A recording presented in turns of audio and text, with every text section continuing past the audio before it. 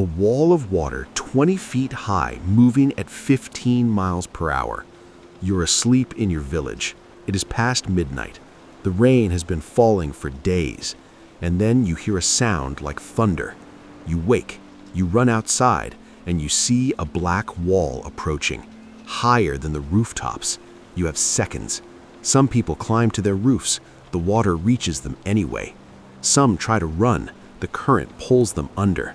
Entire villages disappear in minutes. 26,000 people gone, according to official records. But the real number may be 240,000. The deadliest dam failure in human history, and the world did not know it happened for 21 years. August 8th, 1975, Henan Province, China. The Banqiao Dam on the Ru River. Part of a massive flood control system built during Mao Zedong's Great Leap Forward. The dam was designed to withstand a 1-in-1,000-year flood, but Typhoon Nina brings a 1-in-2,000-year rain event. In 24 hours, the region receives a year's worth of rain. The reservoir fills beyond capacity. The spillways cannot handle the flow. Water overtops the dam, cracks form, and then the dam fails completely. Catastrophically. 11 billion cubic meters of water are released in hours. The wave destroys everything downstream, and it triggers a domino effect. 62 dams fail in sequence. The entire flood control system collapses. This is the story of the Banqiao Dam disaster. The warnings that were ignored, the typhoon that exceeded all predictions, the chain reaction that destroyed an entire region, and the government cover-up that kept the truth hidden for decades. The Banqiao Dam was conceived during the Chinese Great Leap Forward, 1958 to 1962. Chairman Mao Zedong launched an ambitious campaign to rapidly industrialize China and increase agricultural production. Massive infrastructure projects were initiated across the country. Dams, irrigation systems, canals. The goal was to control flooding and provide water for crops. The Huai River Basin in central China was prone to catastrophic floods. For centuries, the river had killed millions. Mao wanted to tame it. Soviet engineers were brought in to assist.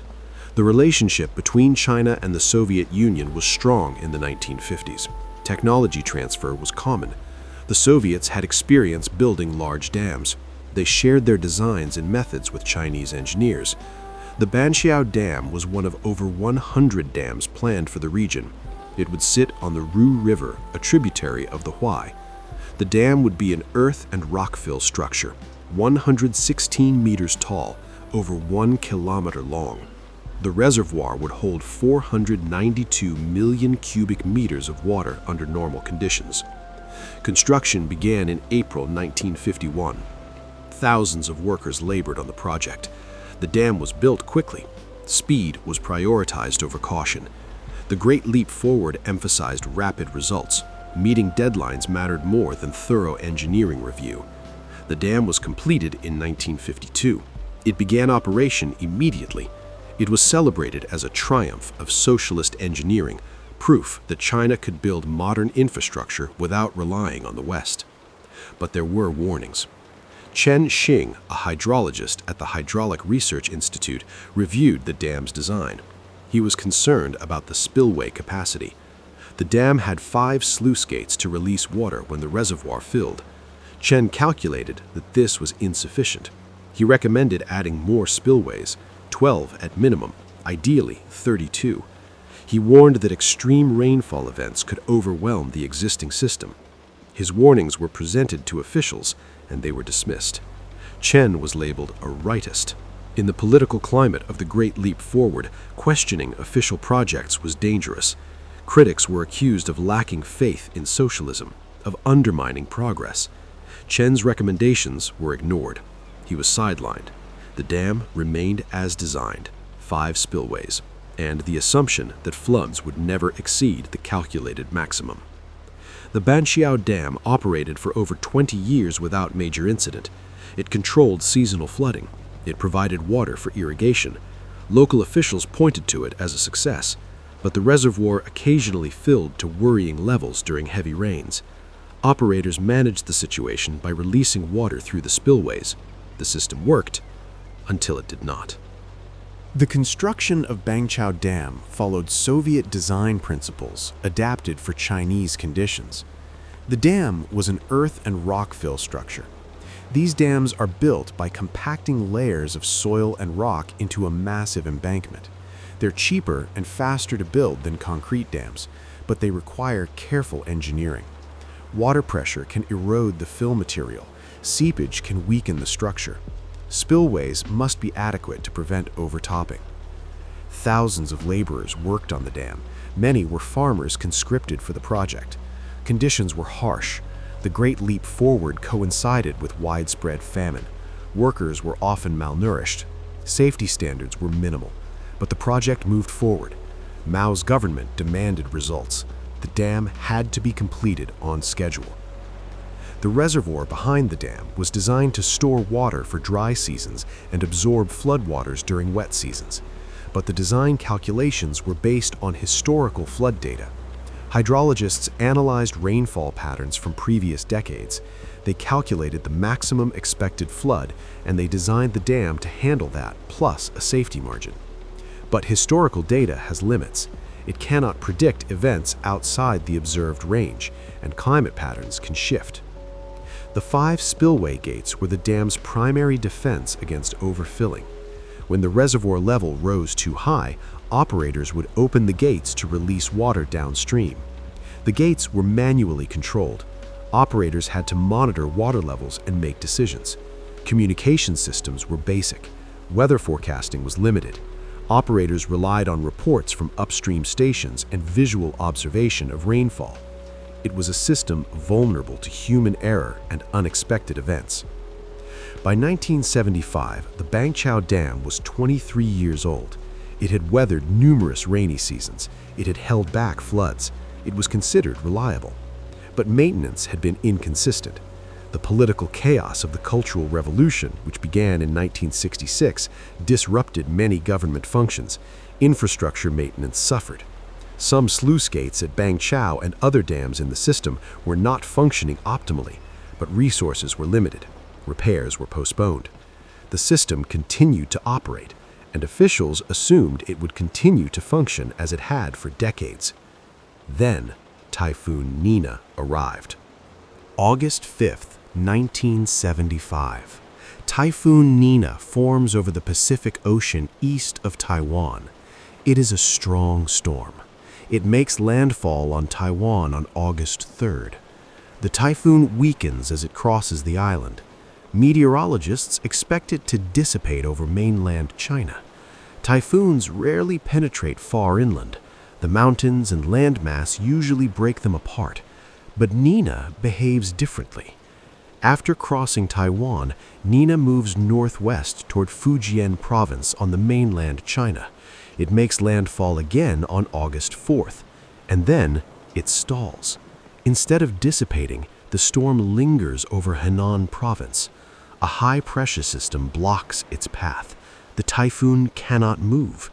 It sits over central China and dumps rain. Enormous amounts of rain, more rain than the region has ever recorded. In 24 hours, some areas receive over 1 meter of rain. That is an entire year's worth in one day. The rainfall exceeds all historical records. Rivers swell, reservoirs fill, and the Banqiao Dam begins to overtop. On August 7th, dam operators at Banqiao opened the sluice gates to release water, but the inflow is too great. The reservoir continues to rise. Operators send urgent messages to downstream communities, warning them to prepare for high water. But communication systems are overwhelmed. Telephone lines are down. Roads are flooded. Many villages do not receive the warnings. By the evening of August 7th, the reservoir is at critical levels. Water is flowing over the top of the dam. This is extremely dangerous. Overtopping can erode the downstream face of an earth dam. Once erosion begins, it accelerates. The dam can fail rapidly. Operators know this. They open the gates fully. They release as much water as possible, but it is not enough. Just after midnight on August 8th, the dam fails. The structure does not collapse slowly, it breaks suddenly. A section of the dam gives way, the breach widens rapidly. 11 billion cubic meters of water are released in less than 6 hours. The initial wave is over 20 feet high. It moves at 15 miles per hour. In the darkness, sleeping villages have no warning. Daowencheng commune is directly downstream. It is home to over 9,000 people. The wave hits before dawn. Survivors describe hearing a roar, then seeing a black wall of water. There is no time to evacuate. The water destroys homes. It sweeps away people. Entire families disappear. When the water recedes, Daowencheng is gone. The death toll in that single commune is estimated at over 3,000. But the destruction does not stop at Banqiao. The massive release of water overwhelms dams downstream. The Shimentan Dam, also on the Ru River system, is next. It cannot handle the sudden inflow. It fails within hours. More water is released. The wave grows larger, and the chain reaction begins. In total, 62 dams in the Huai River basin fail over the following days. Some are small reservoirs, others are significant structures. Each failure adds to the flood. Villages, towns, and farmland are inundated. The water forces spread over thousands of square kilometers. In some areas, the floodwaters are several meters deep. They do not recede for weeks. Rescue efforts are chaotic. The scale of the disaster is beyond anything local authorities can handle. The Chinese military is deployed. Helicopters attempt to reach stranded survivors. Boats navigate through submerged villages, but many areas are inaccessible. Roads are destroyed. Bridges are washed away. Communication is nearly impossible. Survivors cling to rooftops, to trees, to anything above water. Some are rescued. Many are not. Disease breaks out in the aftermath. The floodwaters are contaminated. Dead bodies decompose in the heat. Survivors lack clean water and food. Cholera and other waterborne illnesses spread. Survivors who escaped drowning succumb to disease. The death toll continues to climb weeks after the initial dam failure. The Chinese government mobilizes resources. Food and medical supplies are sent to the region, but the logistics are overwhelming. The disaster area is vast. Millions of people are affected. The government struggles to provide aid, and amid the chaos, a decision is made. The disaster will be classified as a state secret. There was no completion for the Banqiao Dam. It was destroyed. The breach was never repaired. The reservoir drained. The structure that remained was a broken monument to failure. But the Chinese government did not publicize the disaster. Officials feared it would undermine confidence in the Communist Party. The Great Leap Forward had already caused widespread famine. Tens of millions had starved. Admitting another catastrophic failure was politically unacceptable. So, the Banqiao disaster was hidden. Official records were classified. Journalists were not allowed to report on the disaster. Foreign observers were kept away. The death toll was recorded internally, but not released publicly. The government announced that flooding had occurred in Henan Province, that there had been casualties, but the scale was minimized. No mention of the dam failures, no acknowledgement of the chain reaction. The world outside China did not know what had happened. Survivors were told not to speak about the disaster. Families who lost loved ones were given compensation quietly, but there were no public memorials, no official acknowledgement of the scale of loss. The disaster was erased from public discourse. It remained a state secret for 21 years. In 1995, Chinese journalists began investigating the disaster. Political reforms under Deng Xiaoping had opened some space for historical inquiry. A book titled The Day the Dams Collapsed was researched. In 1996, details of the Banqiao disaster were finally published in China. The world learned the truth. The deadliest dam failure in history had been hidden for over 2 decades. The official death toll was given as 26,000, but hydrologists and researchers who studied the disaster believe the true number is far higher. Some estimates reach 85,000 immediate deaths from drowning. Others include deaths from disease and starvation in the aftermath. Those estimates reach 140,000. Some researchers suggest the total could be as high as 240,000 when all direct and indirect casualties are counted. The exact number will never be known. Too many records were destroyed or never created. The Banqiao Dam was eventually rebuilt. A new dam was constructed on the same site in the 1993. It uses modern design standards. It has far more spillway capacity. Lessons from the 1975 disaster were applied. The new dam is considered safe, but the old disaster is not forgotten by those who lived through it. Memorials were eventually erected. Survivors and descendants of victims pushed for recognition. In 2005, on the 30th anniversary of the disaster, a small memorial was dedicated. It lists some of the villages that were destroyed. It acknowledges the lives lost, but it does not capture the full scale of the tragedy. The names of all the victims are not recorded. Many were never identified. The Banqiao Dam disaster changed how China approaches dam safety. After the truth became public in the 1990s, the government implemented stricter design standards. Dams must be designed for more extreme flood scenarios. Spillway capacity is given greater priority. Independent engineering reviews are required. The assumption that historical data alone can predict maximum floods was abandoned. Climate variability and worst-case scenarios are now factored into designs. The disaster also highlighted the dangers of political interference in engineering. Chen Xing, the hydrologist who warned that Banqiao needed more spillways, was vindicated posthumously. His recommendations had been ignored because they conflicted with political goals. The need to meet construction deadlines, the desire to avoid additional costs, the unwillingness to admit that Soviet designs might be inadequate. All of these factors contributed to the disaster. Modern Chinese engineering culture places greater emphasis on technical expertise over political considerations, at least in theory. The Banqiao disaster is studied internationally as a case of cascading infrastructure failure. The concept of a chain reaction, one dam failure triggering others downstream, was not well understood before 1975. Engineers now design flood control systems with this risk in mind. Dams in a river basin are evaluated not just individually, but as a system. The failure of one must not doom the others.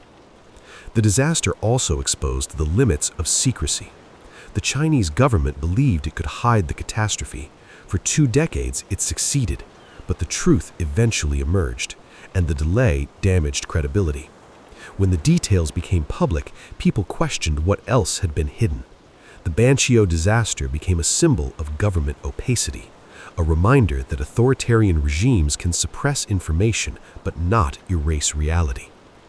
Environmental and human rights groups cite Banqiao when discussing large dam projects. The disaster is a cautionary tale. Dams provide flood control, irrigation, and hydroelectric power, but they also concentrate risk. When they fail, the consequences are catastrophic, and the people who live downstream often have no voice in the decision to build them. They bear the risk but receive little benefit. Banqiao is an example of that imbalance. The death toll estimates remain disputed. The official number is 26,000, but researchers continue to argue it was far higher. Some survivors believe over 200,000 died.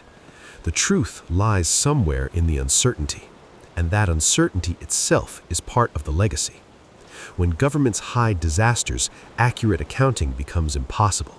The dead are not properly counted. Their stories are not told. They become statistics, or worse, they are forgotten entirely. But survivors remember. Families remember. The villages that were erased are gone, but their names are spoken. Do Wencheng, Wencheng, Banqiao. The rivers that flooded have returned to their channels. The land has recovered, but the memory of the wall of water in the darkness remains. The Banqiao Dam disaster of 1975 was the deadliest dam failure in human history. A 1 in 2,000 year typhoon overwhelmed a dam designed for lesser floods. 11 billion cubic meters of water were released in hours. 62 dams failed in a chain reaction. The official death toll is 26,000, but estimates reach as high as 240,000, and the world did not know it happened for 21 years.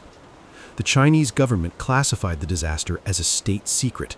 No journalists reported it, no memorials were built. The truth remained hidden until 1996. The disaster was preventable.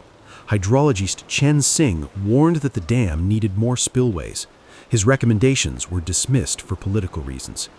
When Typhoon Nina stalled over Henan Province and dropped a year's worth of rain in 24 hours, the inadequate spillways could not handle the flow. The dam failed, and thousands of people sleeping in villages downstream had no warning. A wall of water arrived in darkness. Entire communities vanished. If you want to uncover more stories of global infrastructure hiding dark secrets, subscribe to Hidden Infrastructure.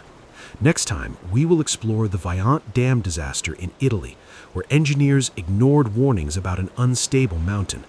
A massive landslide plunged into the reservoir, creating a wave 250 meters high that overtopped the dam and destroyed villages below.